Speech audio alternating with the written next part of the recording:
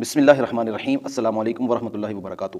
گزشتہ سے پیوستہ میں نے 2 سے 3 عدد ویڈیوز جو بنائی ہیں مقدمہ فتح کے حوالے سے، بہت سارے لوگوں نے اس پر اپنے کومنٹ بھی کیے ہیں اور کچھ پرسنل کال یا واٹس ایپ کے ذریعے بھی بہت سے لوگوں نے اس پر مختلف رائے اور مختلف تاثرات دیے ہیں، اور تقریباً کافی تعداد میں ایسے دوست احباب ہیں جو اپنے برادری قبیلے سے ہیں یا اپنے مسجد کی امامت خطابت کے حوالے سے جو اپنے کولیگز ہیں، تو انہوں نے ایک بات کی طرف توجہ دلائی ہے کہ جی مفتی حنیف قریشی صاحب کی متعدد گفتگو ایسی ہے، ان کے متعدد بیانات ایسے ہیں کہ جو حضرات صحابہ کبار رضوان اللہ تعالیٰ علیہ مجمعین کی گستاخیوں پر مبنی ہیں یا ان کی بے ادبی اور توہین پر مبنی ہیں۔ تو اس بابت میں نے مناسب سمجھا کہ کچھ اپنے مزاج کے مطابق ایک مثبت انداز سے میں اس کے بارے میں بھی کچھ لب کشائی کروں اور کچھ نہ کچھ جو کچھ میری معلومات میں آپ تک پہنچاؤں۔ دیکھیں، ایک چیز ہوتی ہے، میں اسی لیے کہتا ہوں کہ شخصیت پرستی یا فرقہ پرستی جو ہے یہ ایسی مہلک بیماری اور ایک ایسا کینسر ہے کہ جو بالکل انسان کی عقل اور انسان کے شعور کو جو وہ چٹ کر دیتا ہے، ختم کر دیتا ہے۔ اور وہی کچھ صورتحال کچھ لوگوں کے ساتھ ہے کہ جو ایک طرف ہیں تو وہ دوسرے طرف والوں کے ساتھ بالکل وہ ایک جانی دشمن کا سرویہ رکھتے ہیں، اور دوسرے والے ایک طرف والوں کی طرف مفتی محمد حنیف قریشی صاحب قبلہ کے مختلف تقاریر اور بیانات میں بلا شبہ اس میں کوئی شک نہیں ہے کہ متعدد ہیں، کافی تعداد کے اندر ایسے مواقع ہیں کہ جہاں پر مفتی حنیف قریشی صاحب کی تقریر کے دوران ان سے کچھ نازیبا قابل گرفت جملے یا قابل گرفت الفاظ سرزد ہوئے ہیں، اور کچھ ایسے ہیں کہ جن پر صرف کھینچ تان کے تو ان کے معاندین یا مخالفین نے اس کو گستاخی یا بے ادبی کی جو لائن ہے اس کے اندر داخل کیا ہے۔ لیکن من جملہ سب کا اولاً تو یہ ہے کہ سب کا جو ہے وہ اس پر باقاعدہ طور پر وضاحت موجود ہے۔ میں آخر میں آپ دیکھیں گے کہ میں ویڈیو کے آخر میں آپ کے سامنے وہ چیزیں ساری رکھوں گا، لیکن ابتداءً میں آپ سے یہ عرض کروں کہ جس وقت ہم صحابہ کبار رضوان اللہ تعالیٰ علیہ مجمعین اور اہل بیت اطہار کے متعلق ہمارا عقیدہ اور ہمارا نظریہ ہی یہی ہے کہ وہ محفوظ عن الخطا ہیں، وہ بھی سارے نہیں، کل کے کل نہیں، بلکہ ان میں سے بعض ہیں کہ جو محفوظ عن الخطا ہیں، معصوم کوئی بھی نہیں ہے۔ یہ جب ایک اتفاقی مسئلہ ہے تو پھر اس کے بعد ہماری یہ روش کیوں ہے کہ ہم اپنے استاد اور اپنے پیر کے متعلق بھی معصوم کی سوچ پال لیتے ہیں، جب صحابہ کبار اہل بیت اطہار جیسی عظیم ذوات قدسیہ کے متعلق ہمارا معصوم کا عقیدہ نہیں ہے، سوائے نبیوں کے کسی کے لیے ہم کسی کو بھی معصوم نہیں سمجھتے۔ تو پھر اپنے ہی اکابرین و اساتذہ یا اپنے جو جن کے ساتھ ہمارے عقیدت کے قبلے ہوتے ہیں، عقیدت کی نسبتیں ہوتی ہیں، ان کو ہم کیوں وہ درجہ دیتے ہیں کہ کسی صورت بھی ہم اس کی غلطی کو تسلیم کرنے کے لیے تیار نہیں ہوتے ہیں۔ یہ دونوں طرف میں اگر آپ دیکھیں، جلالی صاحب کا کہ جو ایک گروپ ہے یا مفتی حنیف قریشی صاحب کا گروپ ہے، دونوں طرف میں متعلقین کا یہ مسئلہ ہے، وہ اپنے جو قائد ہیں یا اپنے رہنما کے متعلق کسی بھی ایسی چیز کو جو اس کو دفاع کرنے شروع ہو جاتے ہیں۔ حالانکہ اگر آپ دیکھیں تو مفتی محمد حنیف قریشی صاحب کا جو جملہ تھا، سب سے پہلا جو مشہور ہوا وہ نو ڈیمانڈ معاویہ کا تھا، جس میں انہوں نے کہا تھا کسی تقریر کے دوران کہ حضرت علی اور حضرت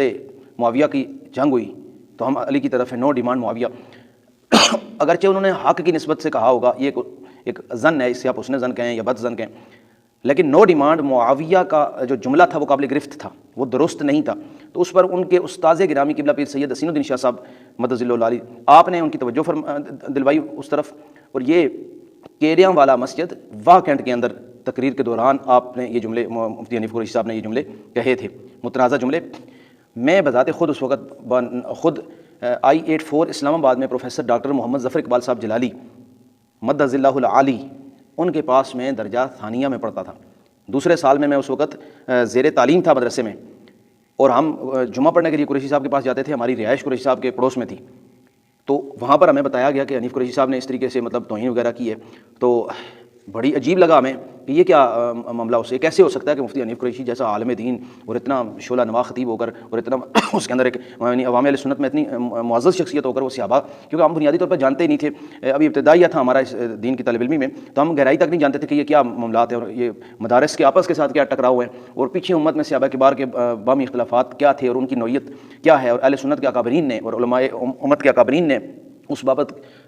کس دائرے کے اندر رہ کر تو اس کو لاک کر دیا ہوا ہے، ان سب چیزوں کا ہمیں پتہ نہیں تھا۔ تو میں نے تو براہ راست بذات خود اپنے استاد گرامی کے سامنے انکار کیا، میں نے کہا کہ یہ ممکن نہیں ہے کہ ایسا ہو، اور وہاں پر سید عاصم شاہ صاحب ایک ہمارے سے سینئر طالب علم تھے، وہ 4-5ویں سال میں تھے غالباً، تو وہ ایبٹ آباد کے تھے، انہوں نے کہا جی بالکل ایسے ہی ہے، ایسے ہوا ہے۔ تو پھر ہم نیکسٹ اگلے جمعے ہم جس وقت جمعہ پڑھنے کے لیے گئے تو قریشی صاحب کے پاس، تو میں نے بذات خود سوال کیا ان سے سوال کیا میں نے حضرت امیر معاویہ رضی اللہ تعالیٰ عنہ کے متعلق، تو انہوں نے ایک مختصر جواب بھی دے دیا. تو انہوں نے کہا کہ باہر مکتبے سے کیسٹ لے جاؤ، پچھلا جمعہ میں نے اسی کی وضاحت پر اور اسی کے رجوع پر میں نے پڑھایا، اور پورا ایک مکمل 1 گھنٹے کی تقریر رجوع پر، جس میں صاف الفاظ میں آپ نے کہا کہ مجھ سے وہ غلطی ہوئی ہے اور میں اس سے اللہ کی بارگاہ میں بھی توبہ کرتا ہوں، اور سننے والے جتنے لوگ اس سے متاثر ہوئے ہیں ہارٹ ہوئے ہیں، جن کو تکلیف ہوئی ہے صحابہ کے بار یا صحابی رسول کی بے ادبی کی وجہ سے، میں سب سے معافی مانگتا ہوں. انسان ہے، غلطی انسان سے ہو جاتی ہے، لیکن جس وقت ایک انسان اس کو سدھار لیتا ہے تو اس کو اپریشیٹ کرنا چاہیے. اس کے بعد 1 2 4 معاملات ایسے ہیں کہ جو ان سے سرزد ہوئے. حضرت سیدہ فاطمہ الزہرا رضی اللہ تعالیٰ عنہا کے متعلق بھی یہی مقدمہ فدق آج سے کم 10 12 سال 15 پہلے آمنہ مسجد ہی کے ممبر پر بیان کرتے ہوئے قریشی صاحب سے غلطی کا لفظ نکلا کہ مجھ سے یہ غلطی سرزد، مطلب فاطمہ الزہرا رضی اللہ تعالیٰ کو غلطی لگی، یہ غلط فہمی ہوئی، غلط فہمی کا لفظ تھا. تو مطلب ان من جملہ کو اگر آپ دیکھنا چاہتے ہیں تو آپ کرونا کے دوران جس وقت قریشی صاحب بیمار تھے، اس وقت آپ نے 40 منٹ سے زیادہ کی ایک ویڈیو ریکارڈ کر کے اپلوڈ کی تھی. اسی دوران جلالی صاحب کی طرف سے بھی حضرت سیدہ فاطمہ الزہرا رضی اللہ تعالیٰ عنہا کے متعلق یہ نازیبہ لفظ جو جملہ سرزد ہوا تھا. تو اس معاملے میں قریشی صاحب نے اپنے سابقہ کیے ہوئے جتنے بھی ایسے واقعات تھے جن کے اندر ان کے دوران بیان ان سے سرزد ہو گئے تھے، چاہے وہ دانستہ تھے یا نادانستہ تھے، سب کو اس 40 منٹ کے اس ویڈیو کے اندر بیان کر کے، ان کو ذکر کر کے کہ فلاں فلاں فلاں جتنے بھی مجھ سے ہو گئے یا نادانستہ جن کو میری خبر بھی نہیں ہے، جس پر کسی کی توجہ نہیں گئی ہوگی اور مجھے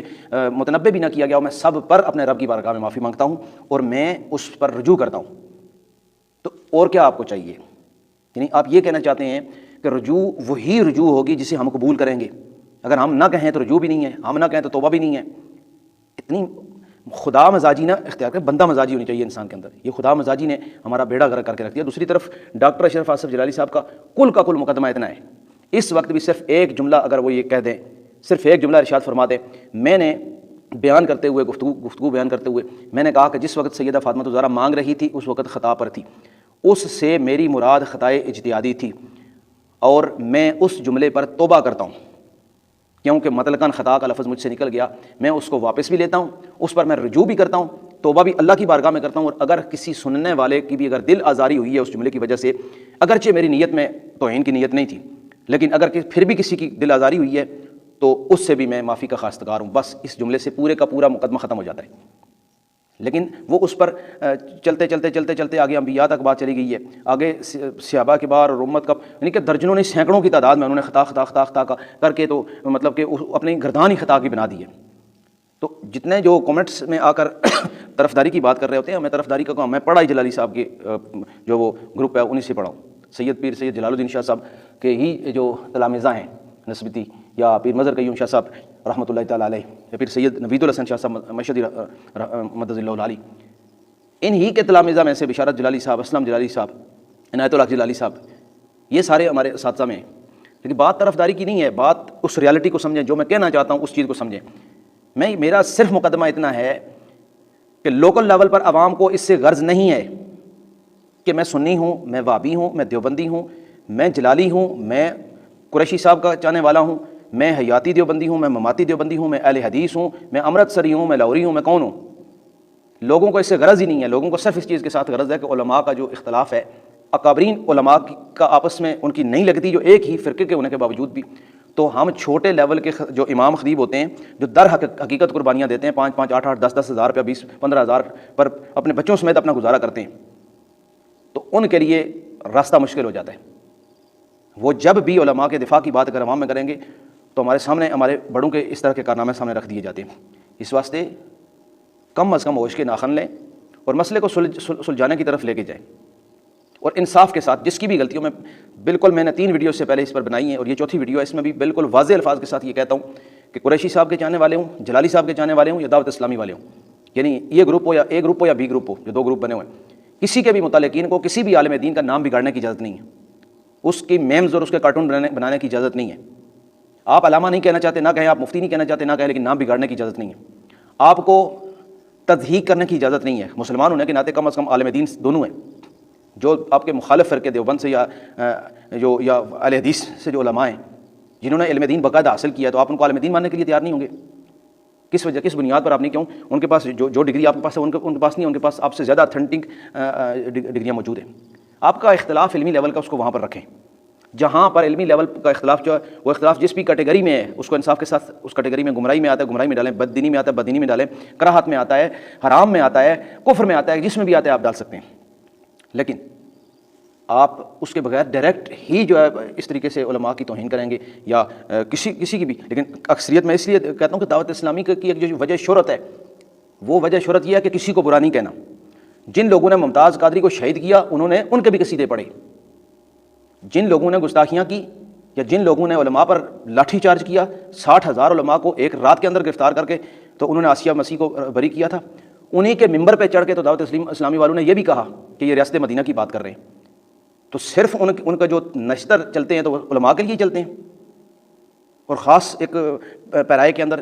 داخل ہو کر نسبیت اور خارجیت کی طرف جھکاؤ کر کے، کیونکہ نسبیت اور خارجیت کی طرف جھکاؤ کر کے تو آپ کو بہت سارے جو ہے وہ